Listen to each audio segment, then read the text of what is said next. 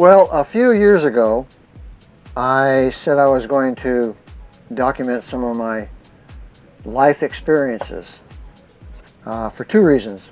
One for this channel, and the other reason is for the Vollmer family channel. There'll be a link in the description below for that channel. That channel, my dad had a movie camera, so my dad would film us on vacations and family gatherings and meetings and things like that during holidays and stuff. So a lot of those videos are at the Vollmer family channel. So this video is going to be about my experiences as a deputy sheriff in Mojave County and Navajo County in Arizona. I guess the story really starts with how I became a deputy sheriff. It wasn't something that I planned or really searched out to do. I just kind of fell into it, really. I was living in Holbrook, Arizona, actually 13 miles east of Holbrook, out by the petrified forest off of I-40. I had bought 40 acres of land out there and actually built a house on that 40 acres and lived there for 3 years without electricity. Had running water. I had actually dug a well by hand and erected a windmill, so we had water, but no electricity for 3 years. Had horses, goats, chickens, all that stuff. And I had worked various jobs while I was living out there. So I saw an ad in the paper, local Holbrook paper, for a position as a detention officer at the jail in Holbrook for Navajo County. So I went ahead and applied for that and was hired as a detention officer, and I worked in the jail for a year. So after working a year in the jail, I qualified to go to the Arizona Law Enforcement Training Academy, ALETA, in Phoenix. It's a 13-week course where you get certified as a law enforcement officer for the state of Arizona. So in the summer of 1980, I attended the Arizona Law Enforcement Training Academy in Phoenix and graduated in October of 1980. And I finished 10th in my class. I was 35 years old when I attended that academy. It was really tough competing with those 20-something guys, all those young guys. And after I graduated from ALETA, I came back to Navajo County, of course. I worked in a jail for a little while until an opening came up in Winslow, Arizona, for a position as a deputy sheriff working locally there. Well, I worked in Winslow, Arizona as a patrol deputy for about 3 years.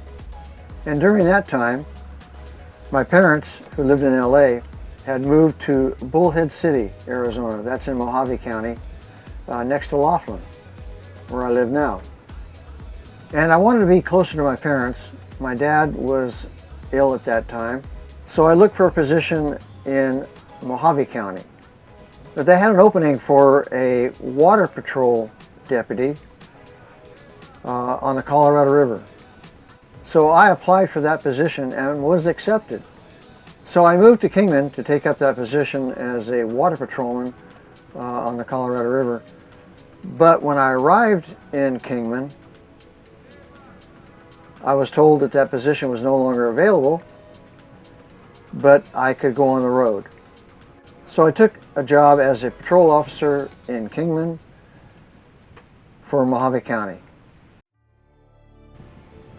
And then on a normal day, on December 7th, 1984, I was involved in a shooting incident.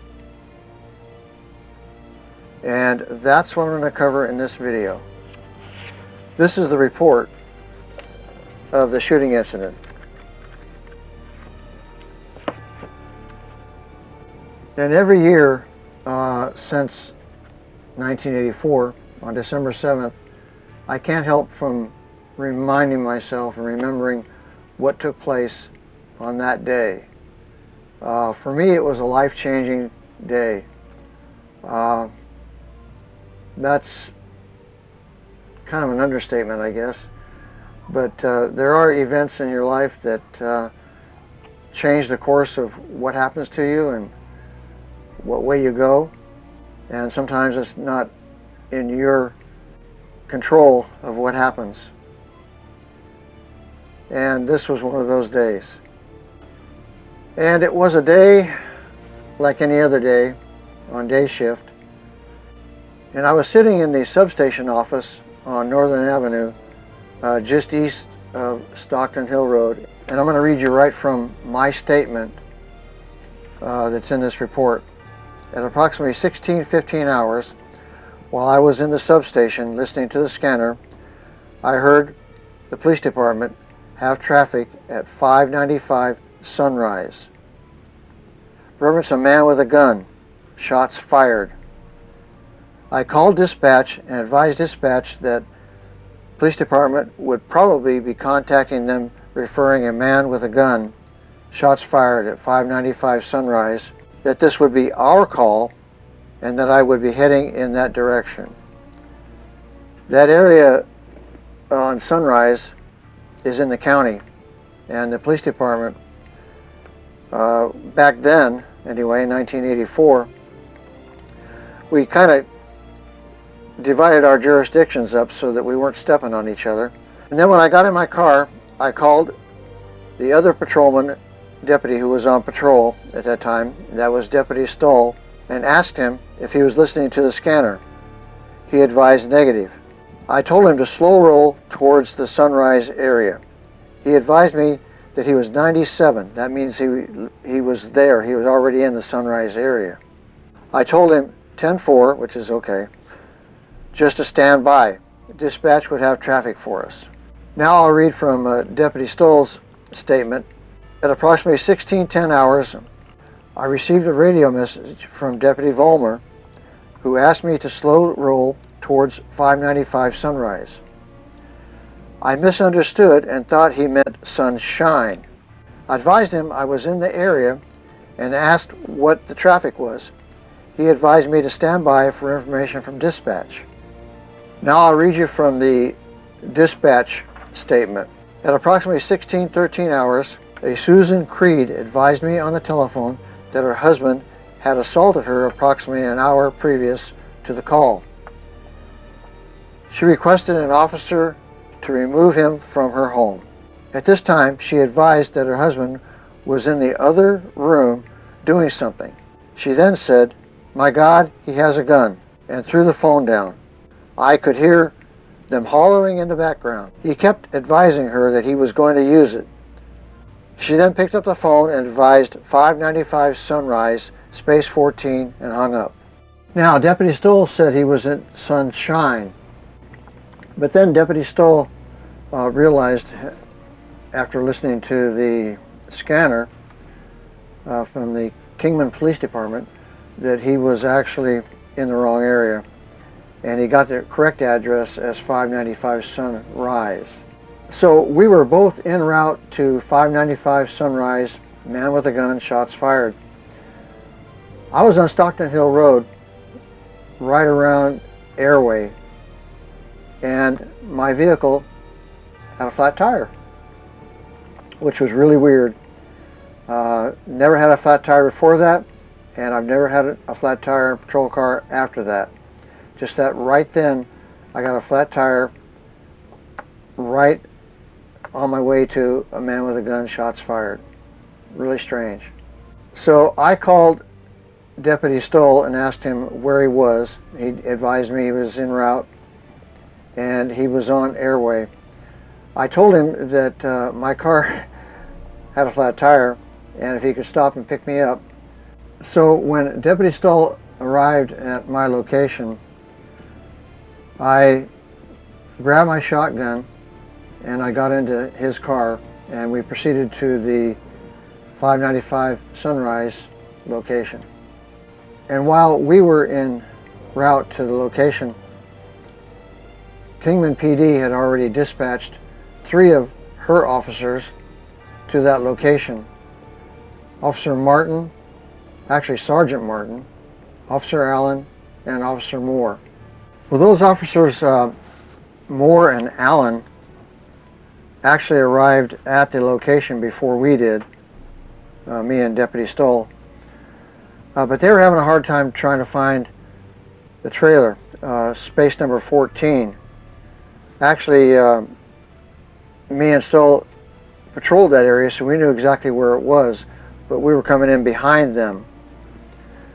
So Moore and Allen were already there, had parked their vehicles, and were trying to find space 14. Now, when Kingman PD dispatched their officers, they advised that he was waiting for the cops to arrive because he was going to have a shootout. So when myself and Deputy Stoll arrived at the location, we saw Sergeant Martin standing next to a brown station wagon, so we met up with him there. So after we met up with Sergeant Martin, Deputy Stoll decided to take a position over by the white pickup truck with a camper on it. So I moved to a location closer to the mobile home by what I thought was the suspect's vehicle. And just as I arrived there, I saw the back door of the mobile home open and heard a shot being fired from that location. And Deputy Stoll was over by the white camper. At that time, Deputy Stoll didn't return fire, but instead he told the suspect to come out with his hands up and leave the rifle inside the trailer. Now I'm going to read directly from Deputy Stoll's statement after he advised the suspect to come out with his hands up. The suspect opened the door a second time, raised the rifle, and shot again. A fraction of a second later, I shot back. Now he was shooting with a shotgun with a double-aught buck in it. He says in his statement that he hit the suspect, blowing the door shut. I advised dispatch of this. I advised the other officers at the scene that I had hit him. The suspect, Creed, yelled, "No, you didn't, you SOB," or words to that effect. So basically at that time, all of us were yelling at him to come out with his hands up, leave the rifle behind, all that stuff. Turned out he had a .22 rifle. So here was the situation. There was 3 of us with our guns ready. I had my shotgun, Stoll had his shotgun. Now, I didn't have double-aught buck in my shotgun. I had deer slugs. This is what a deer slug looks like. Now, what happens next happened very, very fast. Suspect, Creed, opened the back door again to shoot at Deputy Stoll. And as he was raising the rifle up,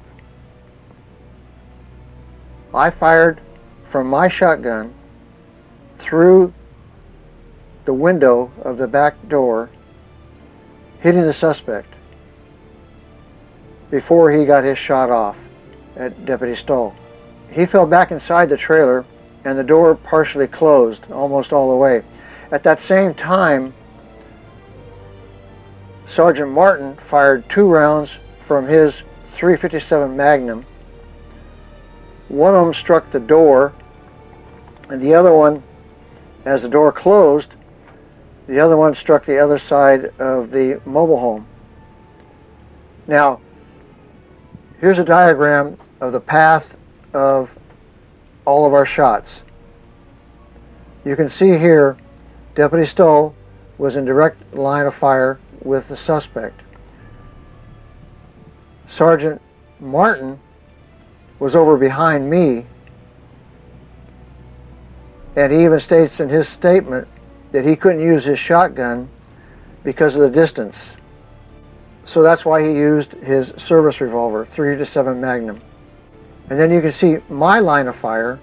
So after the door closed, the suspect opened the door again without the rifle. He wasn't holding the rifle at that time.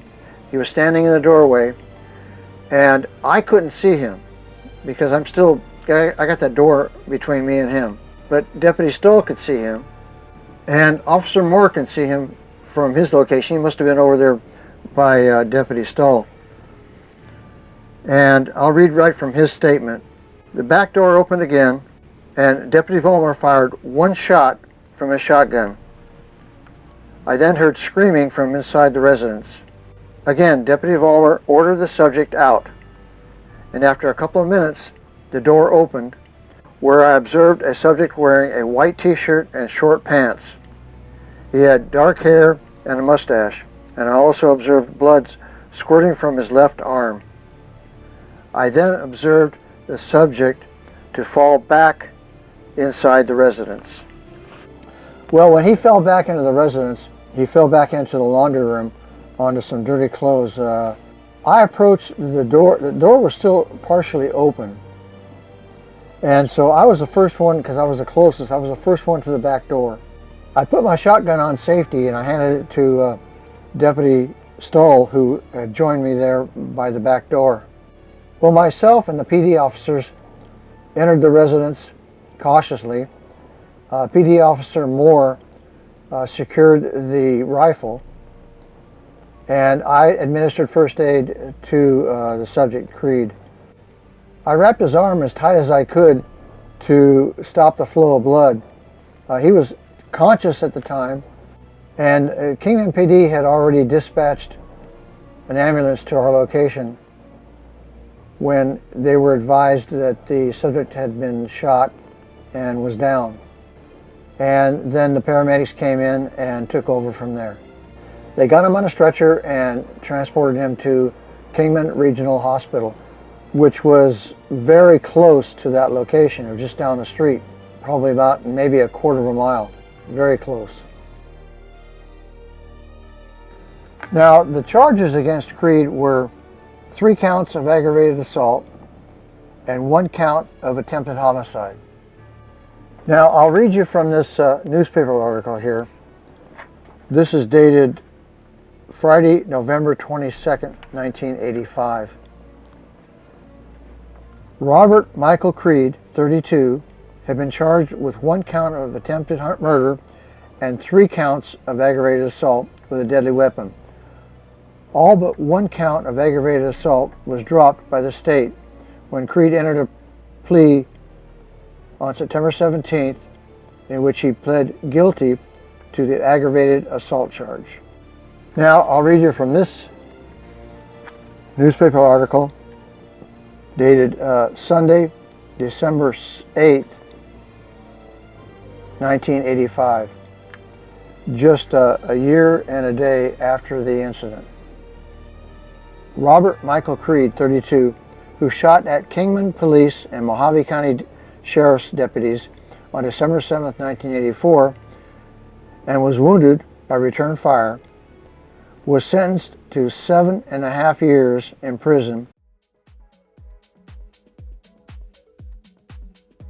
The initial call came in at 16:13 hours, that's 4:13 p.m.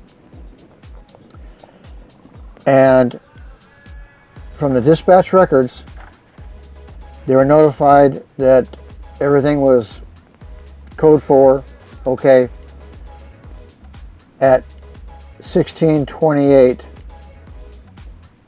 at 4:28 p.m. So that's about 16 minutes. So everything happened pretty fast. That's the way it usually is in these incidences. It just happens so fast. So like I said at the beginning of this video, basically I wanted it documented for the Vollmer family channel. And so I thought, well, I'll just show it on my channel here on YouTube at the same time. So if you enjoyed it, please give it a thumbs up. I'd appreciate it. And I'd like you to give some comments. If you have any questions or comments, I can do a follow-up video, I can't cover everything in this short video. So if you have any questions about anything, leave them in the comments, and then I'll make a video answering all those questions for you. So I'll see you next time.